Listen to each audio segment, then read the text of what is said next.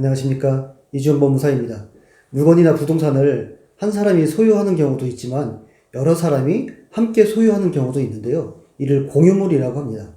공유물은 원래 각 지분권자가 단독으로 처분이 가능하지만 공유물 전체를 함께 처분하려면 공유자 전원의 동의가 필요한 상황입니다. 이번 시간에는 2인 이상 소유로 되어 있는 토지에 대해서 이를 분할하기 위한 공유물 분할 소송에 있어서 공유물이 어떤 방법으로 분할이 되는지에 대해서 알아보겠습니다.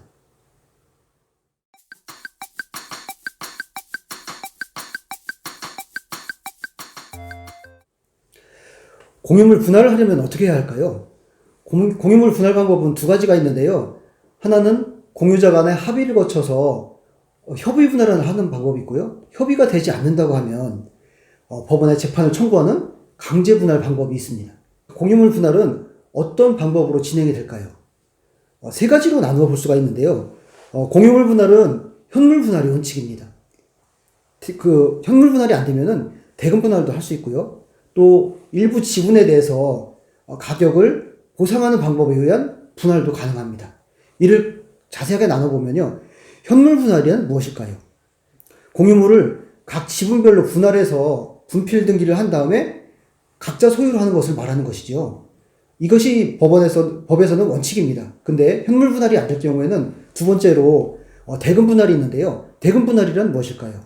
대금 분할이라는 것은 형식적 경매를 통해서 부동산을 매각하고 그 매각 대금에서 각자 지분권자 비율대로 대금을 나누는 것을 말합니다.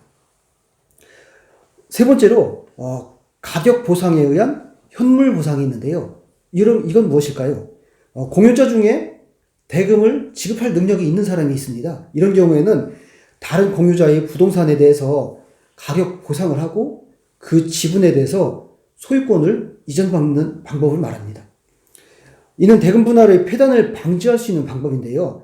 특히 구분 건물은 구분 건물의 대상이 되지 않는 건물에 대해서 A라는 공유자가 분할을 원하는 경우가 있습니다. 이럴 경우에는 그 지분이 적정하고 합리적으로 평가되는 B라는 공유자의 대금을 지불할 능력이 있다면은 대금 분할보다는 가격 보상을 해서 분할하는 것이 더 공평하다. 이렇게 보고 있고요. 이때는 경매에 의한 대금 분할이 불합리한 점, 이런 점을 극복할 수 있기 때문에 대법원도 이 제도를 유지하고 있습니다. 법원은 그러면 공유물 분할 소송을 제기한 원고의 청구에 구애받지 않고 재량에 따라서 합리적인 방법으로 공유물 분할을 할 수가 있습니다. 따라서 현물 분할이 부족하다고 하다면은 이 방법에 따르는 것이 가액을 현저히 감소시킬 염려가 있다. 그러면 막바로 대금 분할을 명하는 것이 아니고 다른 방법에 의해서 합리적인 분할이 가능하다면 법원은 그 방법에 의해서 현물 분할을 명하는 것도 가능합니다. 또 공유물 분할 소송이라는 것은 일부 공유자에 대한 신청만으로 가능할까요? 공유물 분할 소송은요, 공유자 전체가 같이 소송을 해야 되는 필수적 공동소송입니다.